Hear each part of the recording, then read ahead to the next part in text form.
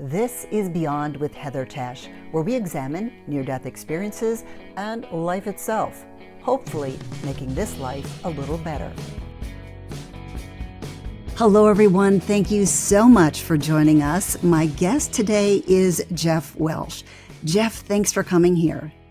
Oh, thank you, Heather. I can't thank you enough for the service that you provide. So I'm honored to be here, and it's a pleasure to meet you today. Well, thank you, and I am honored to have you. When you were 19 years old, you were in a motorcycle accident, and then you had a heavenly experience, and also that was followed by some miracles. So why don't you take us back, tell us a little bit about your family, and then lead on into your near-death experience. Okay, I'll do that. Thank you, Heather. To frame the experience with the Lord, the encounter with the Lord, I knew as a 3-year-old child that our family was dysfunctional. There was prescription drug issues with my mother, sweet mom, maybe the world's best mom. I'm sure a lot of us can say that. But she did have a prescription drug problem, which turned into an alcohol addiction as well. And so all I knew as a child was turmoil, was a dysfunctional family. Part of us lived in one house and the other part of us lived in another house. Many threats of divorce. So I had trouble, issues, and challenges in school. And it was a school counselor that actually helped me out in high school to complete my high school education. She understood mom's condition completely. So during this time frame, I was buying and selling old cars and motorcycles, and I decided to buy this motorcycle and fix it up a little bit and then put it up for sale. I had the motorcycle, an interested buyer in the motorcycle that particular day. It was the spring of 1981, and I was 19 years old. And he was coming to buy the motorcycle. And I thought, well, I'm going to take one last ride on this motorcycle through the hilly woods of our neighboring county. And so it was about an hour later I came back, and I didn't wear a helmet because I wanted the wind in my hair and the sun in my face and to smell all the beautiful fragrances of nature. So I was on my way back, going to clean the motorcycle again and then wait for the guy to show up. And I thought, this is fun. It's fast. And I was kind of daring, and really I had no fear whatsoever.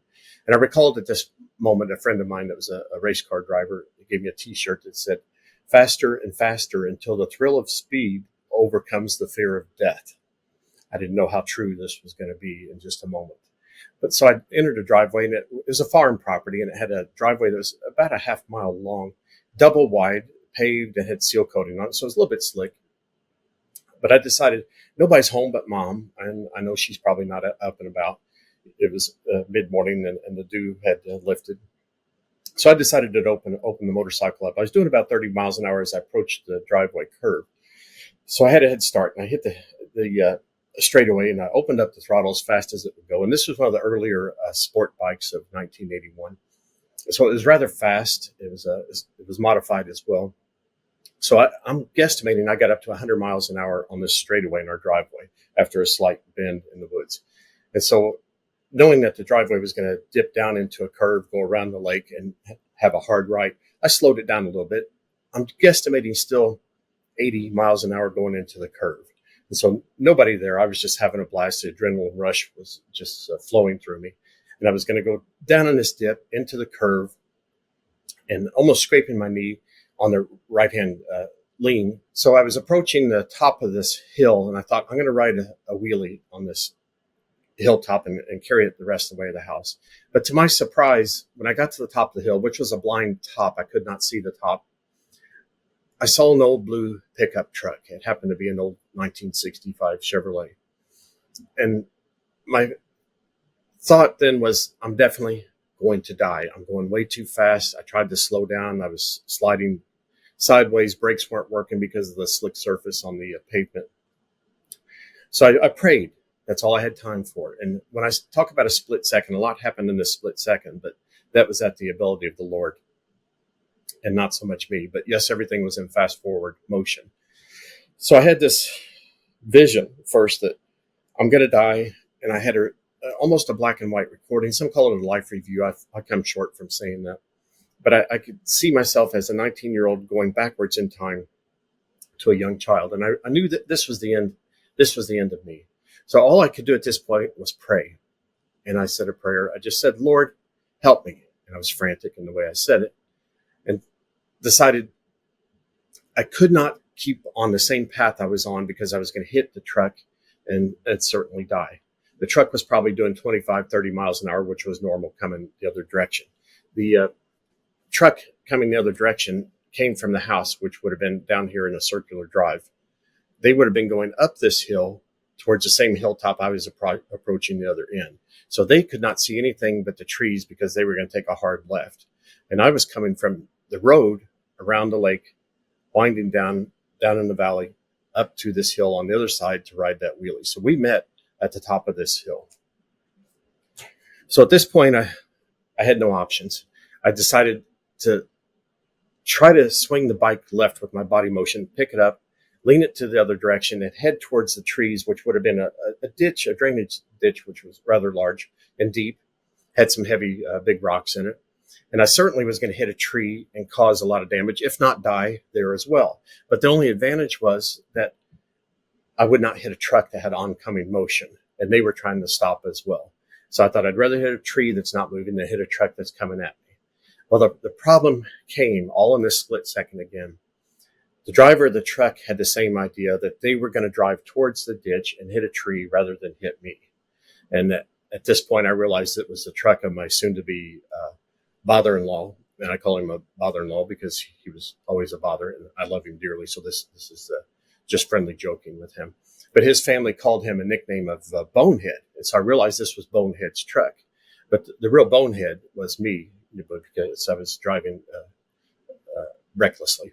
And my nickname at the time was Bodine, like on the Beverly Hillbillies show. So anyway, Bonehead darts towards the trees as I did.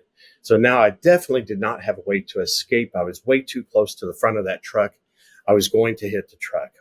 So I decided at the time of impact, which was just inches away, that I would hit the truck and then jump with both my feet, legs, push off with both my arms on the handlebars, and try to send my body in a catapult motion over the truck because the motorcycle was going into the truck. At this point, a strange miracle, if you will, happened. I heard birds singing, and I could not have heard birds singing with my physical hearing. I'm deaf in my left ear, by the way. But I heard birds singing, and they hushed their singing at this moment, that I was watching the motorcycle crumble into the bumper, the grill, and the hood of that pickup truck. Thankfully, my face was not a new hood ornament on this truck. But I was looking down, flying over the hood, watching the impact, and the birds all of a sudden hushed their singing. At this point, my physical being was gone. I was caught in air by the Lord's presence. Upon being caught, I was played a song. And this song just felt like it was a message of, hey, I got you. It was a comforting, soothing feeling, and it was almost like a personal identifier of a song.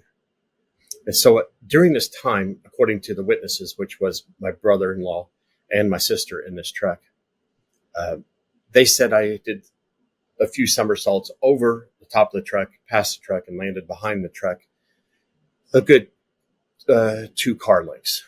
My sister and he were in the driveway because his grandfather had just died that same week, and my sister was home from college to get clothes to go to the funeral.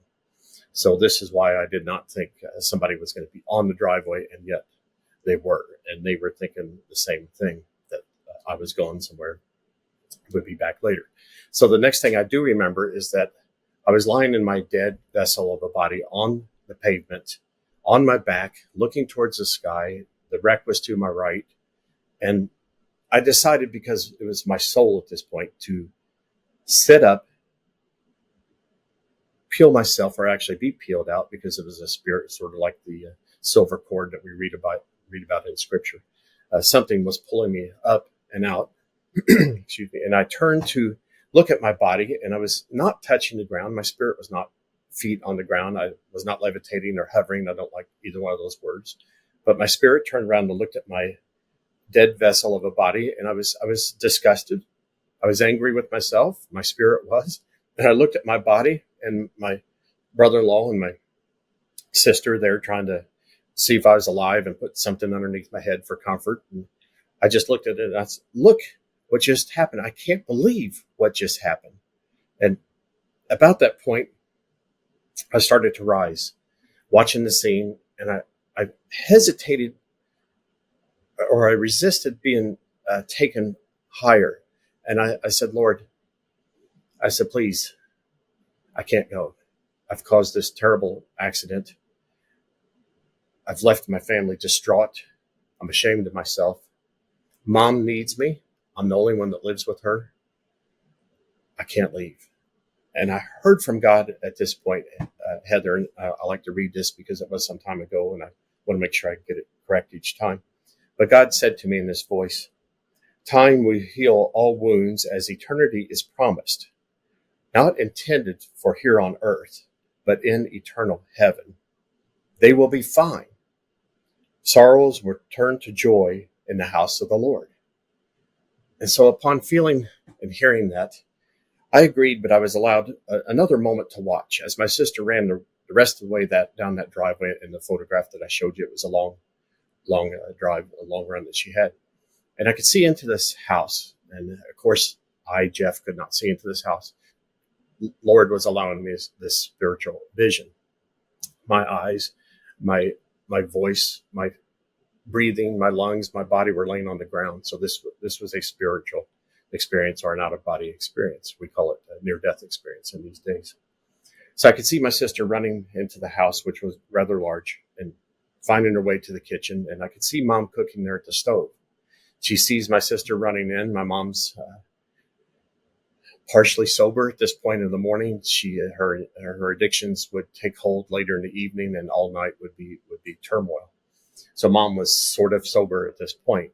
And she saw my sister running. My sister was yelling, and she said, "Oh, Pam, what's wrong? What's going on?" And my sister, crying and in shock, her shoulders were bouncing. She could barely breathe from the run and from the shock.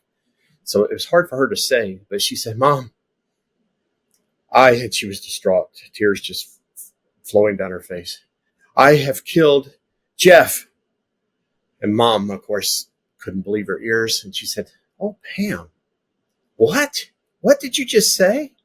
And Pam said, "Come, follow me." And she was out of breath. And, "Follow me. It's up the driveway." And I apologize, Heather. It's tough. Lord, thank you for this moment with Heather. Yes, I feel your spirit. It's 40 years later. I thank you for this opportunity. I will continue in Jesus' name. Heather, then my mom, with a bad back, with scoliosis undiagnosed, she tries to run. She gets out of the house. She follows my sister out the door. And at this point, the good Lord turns me around, refocuses me, takes me up to heaven. So I see the sunlight, and it's not the brightness of the sun. It's the light of love of our Son, Jesus Christ. It's the white tunnel, as some people say, but I never saw a tunnel. I just saw whiteness and felt the love. So I'm going towards this light. I pass the trees, I pass the sky, I pass the atmosphere, and I'm into a place we believers call heaven. And I like to say it's the lobby of heaven, because while I was there and I saw other spirits, other souls, people I may have known, but I wasn't allowed to really communicate with, because I guess my stay wasn't permanent, as we will see, one, by evidence of me speaking here, and two, what happens next. So I get into this lobby, but I'm escorted by, I'm going to call it the Holy Spirit, because I had God by my side this entire time. So my escort, which I'm calling God, took me to this place. And so I was in heaven, and I could see all whiteness, all love, all bliss, everybody happy. The world's trials and tribulations were not present. It was heaven. It was heaven.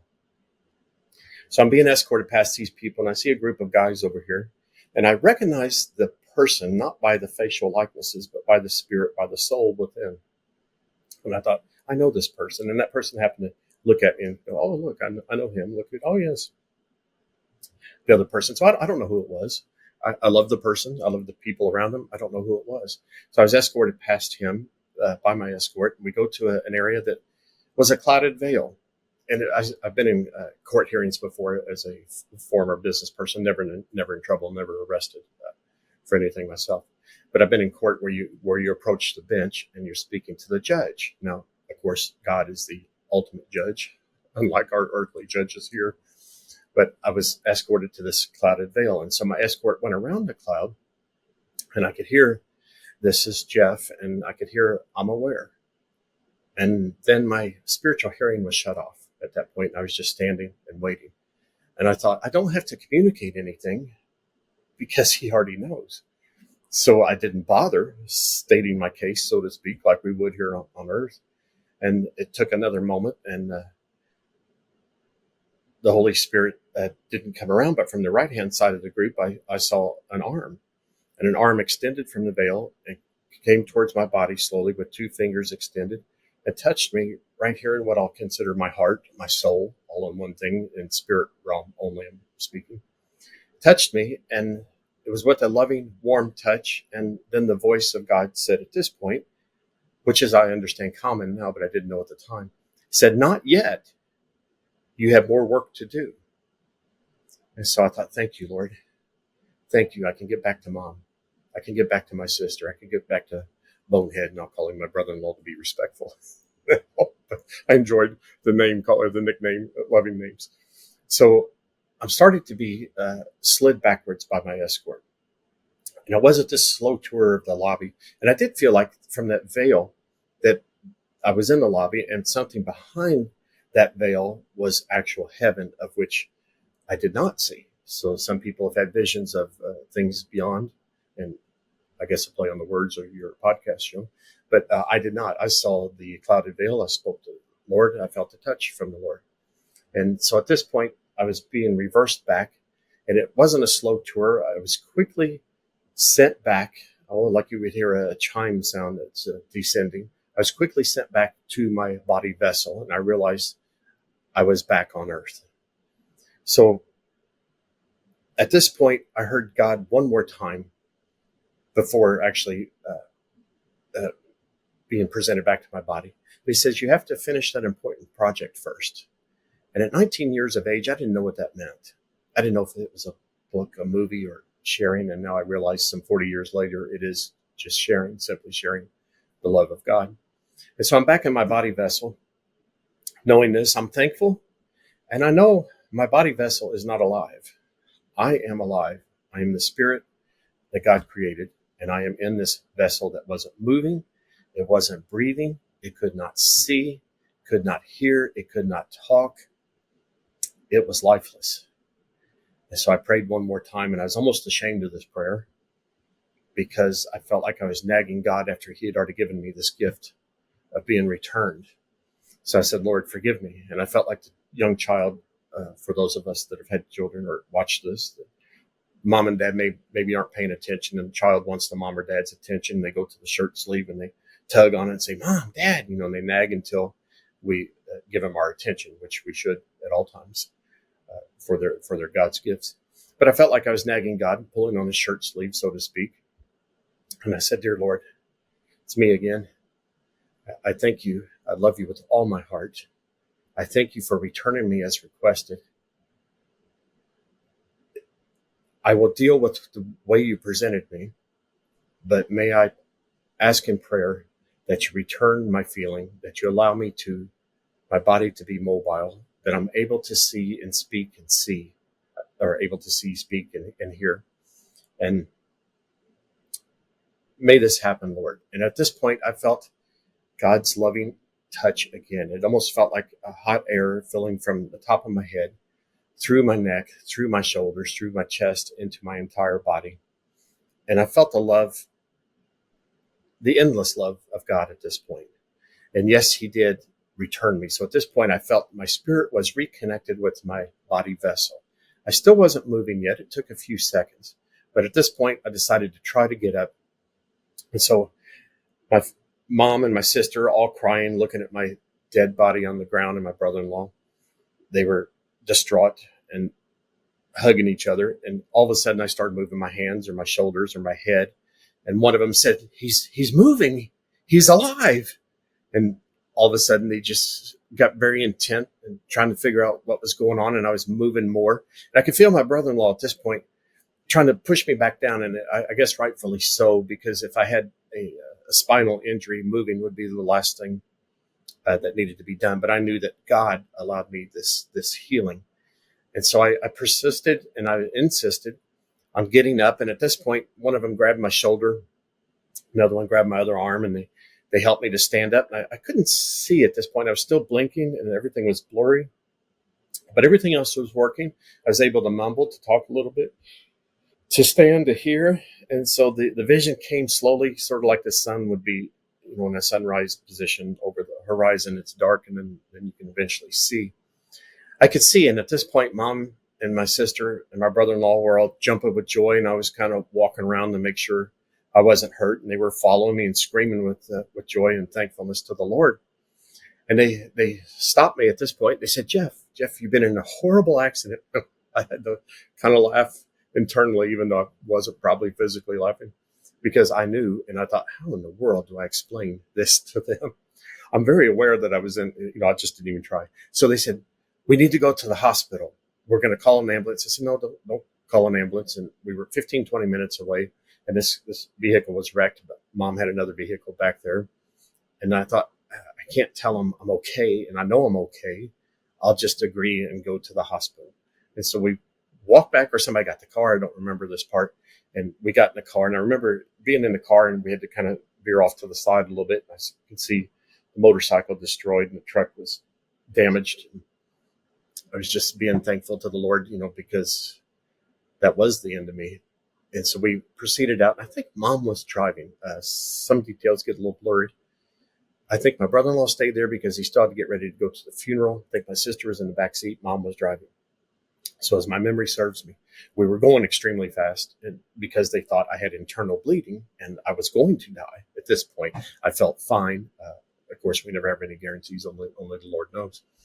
And so Mom, as she was driving, was cutting through parking lots and gas stations and stuff, running red lights and going way over the speed limit. She's not known as a person that drives a car fast. So in my mind, with a bad sense of humor, I thought, I'm really going to die this time. I don't know about that last one. He let me escape for that one, but I think I'm going to die in this car accident. But anyway, we made it. We got to the hospital. They got me out of the car. Again, one person on each arm, and they were walking me in. The nurse at the desk said, what's going on? What happened? My sister was frantic at this point, but she could breathe now from a little bit of relief. She explained to the nurse that my brother was driving a motorcycle at extremely high speed with no helmet, ran into me in a pickup truck head on. He went over the vehicle and was lifeless and unconscious for a short time.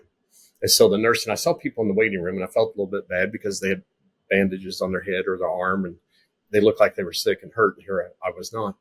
But the nurse took me and immediately walked me into the exam room past all these other patients.